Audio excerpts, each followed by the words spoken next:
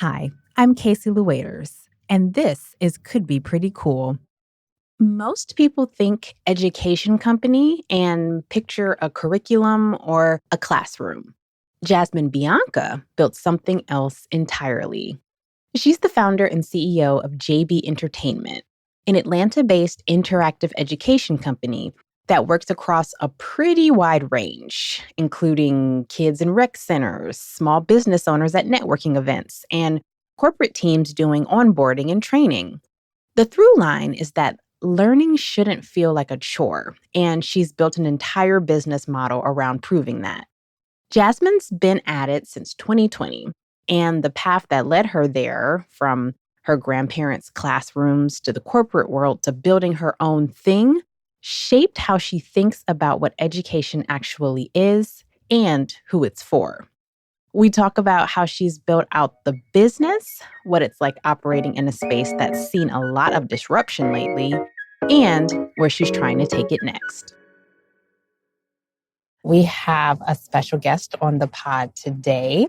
Jasmine is an entrepreneur with a very interesting business model helping to serve other entrepreneurs. So I'm actually going to have her tell you all about it. So, Jasmine, if you could introduce yourself and let the folks know a little bit more about what you do. Absolutely, Casey. Hey, my girl. How's it going out there, folks? My name is Jasmine Bianca. I am the founder and CEO of JaBi Entertainment, JaBi Entertainment. We are an interactive education company. So we make learning fun, pretty much take the lecture, throw it out of the classroom.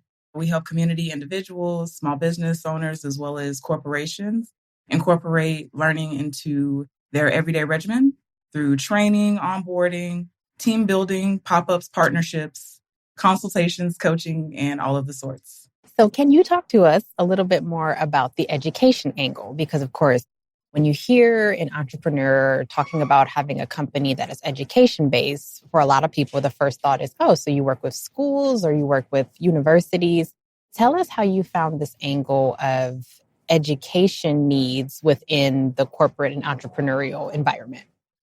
Absolutely. So I am an education raised, education background girl, if you will. I am an education girly. So I actually grew up in a household where my grandparents were educators.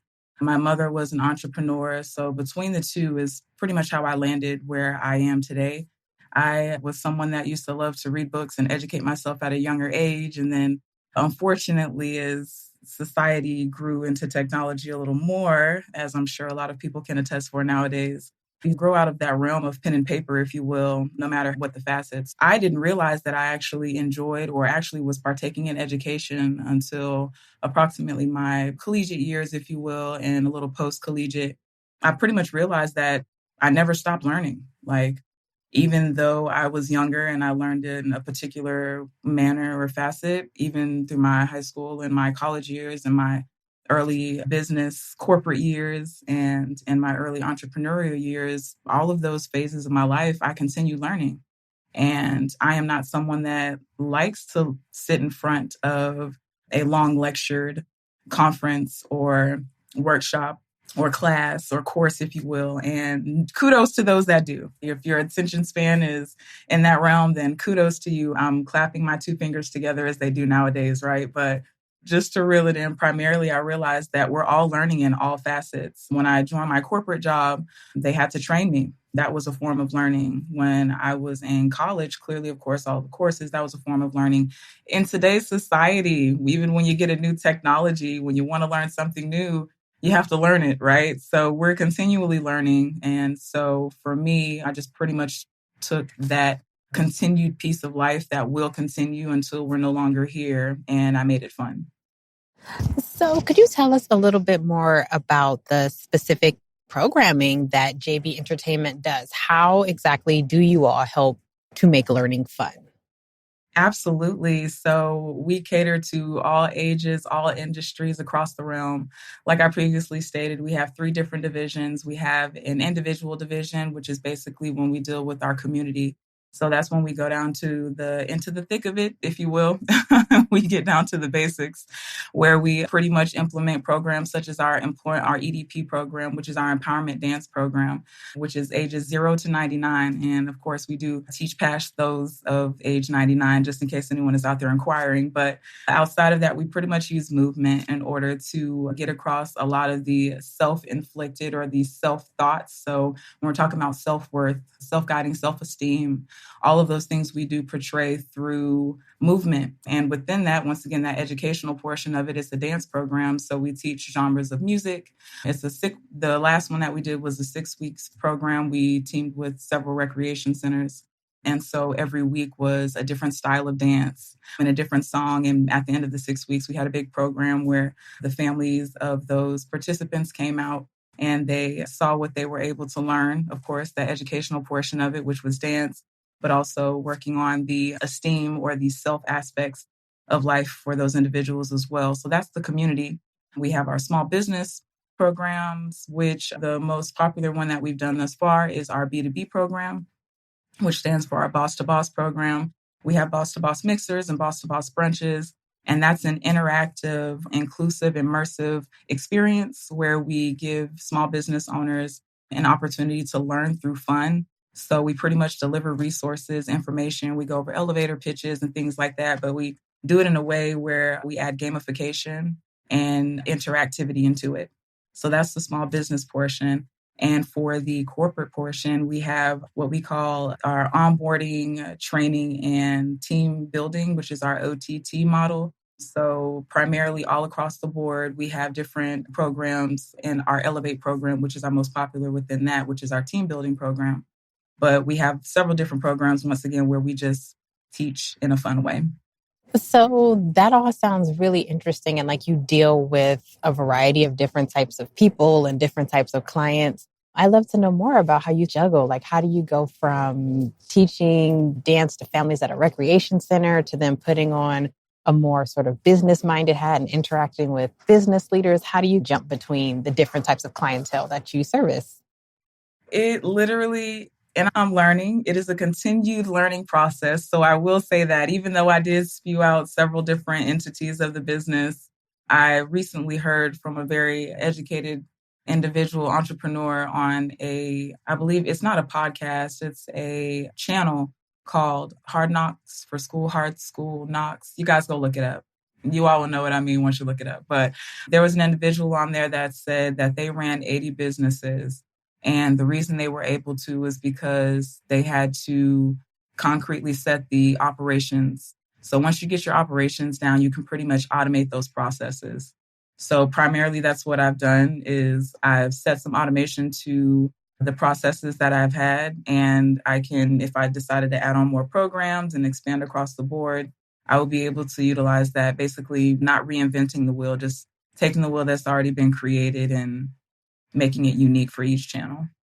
Interesting. So can you tell us, and I probably should have asked you this earlier, when did you start your company? And you mentioned that your mother was an entrepreneur, but Yeah. how did you start to learn the things that you needed to know to run a company to then work with other people to help them better run their company? You know what's so funny? I speak to a lot of entrepreneurs, and I think we all have similar stories. Like most of us have similar stories to where we were doing things when we were younger, but we didn't realize that was the path in which the path of least resistance. We didn't know we were going to take that path as adults. So for me, as it pertains to the entrepreneurship side, my mom was a socialite. Her name is Gigi, Swery Unlimited, if you're ever in Augusta, Georgia. But either way, little plug. But either way, so she pretty much is someone that has always been the holiday house, if you will. She always has the holiday party. She's always been someone that the kids in the neighborhood come over after school or on a hot day during the summer. We've always been that house. And she pretty much took her very natural talents and she pretty much turned it into an event planning business. And so that's what she does currently is event consultation and event planning. And so within that, it's something that I watched from an early age as it pertains to entrepreneurship. I saw that she turned something that she loved into one of her passions into an actual means of living. And I saw that at an early age and didn't realize how integral that would be in my path until later on. And similar to my grandparents that were also educators, saw that at an early age. My grandfather was the interim dean at a School of Business and Industry at Florida A&M University, where I also have my degree in business from FAMU. And he was also president of NAACP for many years for the capital of Florida, Tallahassee, Florida chapter. And so I always went with him to all of these different events, and I saw him speak, and the amount of respect that he had just from the things that he was doing in the community and the amount of lives that he touched. And so with the combination of that educational aspect of it and the entrepreneurial aspect, that's how I quickly gained my talents in elementary school. I remember starting a step group, didn't really think anything of it. It was at church. I wanted to do something. We didn't have anything for the youth except for choir, so kept that moving. Then in middle school, I started an action, a little acting group. It was basically you stay after school once a week. And I remember the polar bear in the ice cub. Something was like our first little action play. We went from class to class and we did, and then skip forward. In high school, I began our first dance line. And so there was just like those entrepreneurial aspects throughout the way that pretty much led to me realizing the earlier life, bringing to the front education and entrepreneurship. Yeah, so it sounds like with the education and the entrepreneurship, there's a lot of creativity that is folded into your work. You mentioned dance. Where does the sort of creativity piece fall in? Is like movement and dance something that you do as a hobby now? How did you fold that into all the things that you do? That is such a great question. This is amazing. I'm glad that you asked that. So, yes, I'd like for anyone that's out there listening, I encourage that you add something that you're passionate about into what you're doing on a day-to-day basis. Dance is something I've been doing since yesteryear. I remember my grandmother and my mom taking me to ballet classes at a young age. Once again, didn't think too much of it. Continued to dance throughout elementary, middle school, high school. So literally, that's just always been a passion of mine. I've tried to do the little TikTok situation at some point.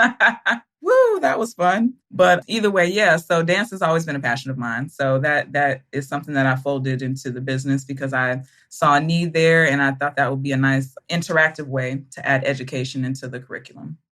So, can you tell us what are some of the challenges that you have faced either because of this environment that we're in right now, or just starting a small business in itself is challenging? Can you tell us about some of the challenges that you faced in growing the business and how you have overcome said challenges? Or even if you haven't overcome them yet, how are you working to overcome them? Yeah, absolutely, I can. So I will be the first to tell you that being a small business owner is not for the faint of heart, okay? By any means, whether it is a part-time or a full-time role, it is definitely something that it puts some gusto on you for sure. Like it gives you some wind behind your wings. So, but one thing that I will say is that even though it's one of the most challenging situations that I've ever endured, I would definitely say it's one of the most rewarding as well. What you put in is what you get out. And that's one thing that I'm definitely learning as an entrepreneur. I began this, and just to like touch on the last question, which I don't even think I answered specifically. My business began specifically back in 2020. So that's when I actually began implementing different programs in the community. And basically, to skip forward, a couple of the things that I've run into since then have been probably anything that you can name, whether it's been operationally, financially, just anything across the board. I've pretty much ran into them all. One thing that I've done to basically counteract anything that I've run into, like any opportunities or any situations that I've run into, is to learn, educate myself. Even as an educator, somebody that literally has certifications in education, someone that continues to educate themselves, there's not enough of education that you can get before you leave this earth. There's too many things in this world to learn to not find the answer solution to something, if that makes sense. So for me, I'm very solution driven, more so than problem. I look at things halfway full, more so than empty. I'm very much so more optimistic than pesta. So I think that just perseverance is a large thing when it comes to having a small business, just making sure that whenever you do run into an issue, that it doesn't stay that, and finding the answer. Once again, when you find the answer, you finding the answer is educating yourself. So when I'm saying educate yourself, that's what I'm saying is resolve. find answers, solutions. That is education. And one final note to just wrap up that whole entire entity of it is I think one of the largest things that I've run into being a small business owner, one of the largest opportunities has been guidance. If I could say one thing to do for sure is get a mentor if you can, or get like an accountability partner. You may not find them on the first day. You may not find them in the first handshake, but attend those networking events, whether it's virtual or in person. Join those organizations such as the Chamber of Commerce in your area. I'm a part of the Atlanta Black Chambers and ABC. It's an amazing organization. I've gotten a lot of opportunities through that organization as well. So yeah, I would definitely say don't do it alone if you can. We here at Could Be Pretty Cool, we definitely have a kinship with other 2020 born and bred companies. It was a time where a lot of us were just like, oh, guess we have to figure out how to survive now. And Yes. it was also a time for many of us where there were just opportunities that were arising that just may or may not ever pop up again in the way that they did. So I would love for you to tell us if you felt that, if you felt the shifts from that sort of 2020 bizarro time. We're still in bizarro times, but it's changed a little bit. Have you felt sort of any types of shifts in your business from that time until now, almost 6 years later? There's been a lot of shifts. I don't know that I can specifically pinpoint one reason for the shifts, if that makes sense. I think it's more so that where I was in the last 5 years, I think that more so dictated or determined where, how my shift happened. To wrap up that portion and to dip back into the last question. So one of the challenging entities for me that I saw is because I'm in a niche market. So I'm in interactive education.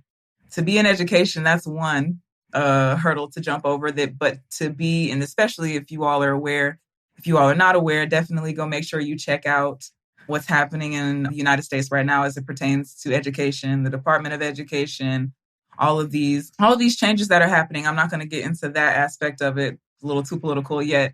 I would definitely encourage to go out and check that out and then move accordingly. That's what I'm doing. I'm seeing how the world is moving and adjusting, at least where I am in the United States, and I'm moving accordingly. So education is continuing to be something that is a large topic, no matter how you feel about it, no matter what your political views are. It's going to continue to be at the forefront of topics of importance. And so for me, I'm finding that the changes and the shifts that are having to be made is me being abreast of what is happening around me. So I have seen a lot of shifts.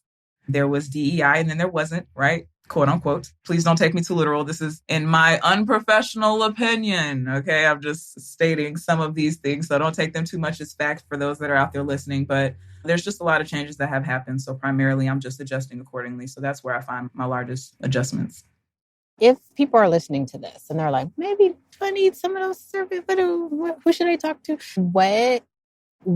I guess the question would be, who are like your dream types of clients? Who are the types of people or organizations that if they're listening, you're like, yes, you come find me? Absolutely. Any and all educational systems. I would 100% love to tap into state education, private education systems. When we're talking about corporations, literally anyone inside and outside of the 500, okay? You come holler at your girl. I'm 100% someone that can add a lot of value, be a very beneficial factor to the processes of your employees actually receiving and retaining information.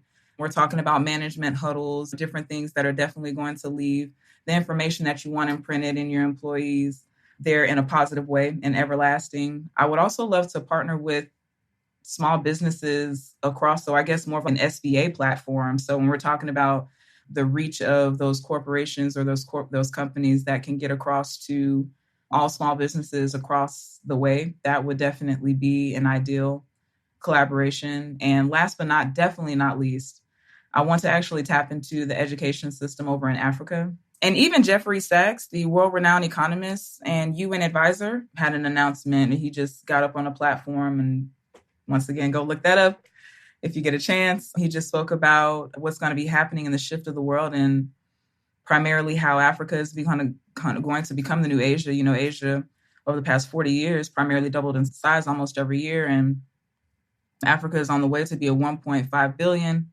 held continent. And the education system was one of the first things that he referenced. That was the difference between how Asia grew to what they are now compared to what they were 40 years ago, and the possibility of Africa doing the same. And so that's an untapped market that I future plans. If there's anyone listening anywhere out there in Africa, please, JaBi Entertainment is ready and excited to have you, and hope you have me with open arms, and look forward to adding some fun education in everyone's life. In case those folks are listening right now, or even folks locally in the States, how can people find out more about you and your work? Absolutely, yes. So JaBi Entertainment, JaBi Entertainment, everything. That's JaBi. That's J as in Jasmine, A as in Apple, B as in boy, I as in igloo, entertainment, spelled out.